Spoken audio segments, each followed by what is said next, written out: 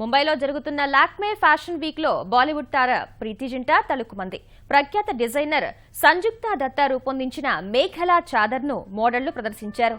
అసోం సంప్రదాయ చీరలైన మేఖలా చాదర్ ను 2 వస్త్రాలతో రూపొందించారు. దుర్గాదేవి అస్సామీ డిజైన్ల ఇతివృత్తంతో సంజుక్తా ప్రత్యేకంగా చీరలను రూపొందించారు.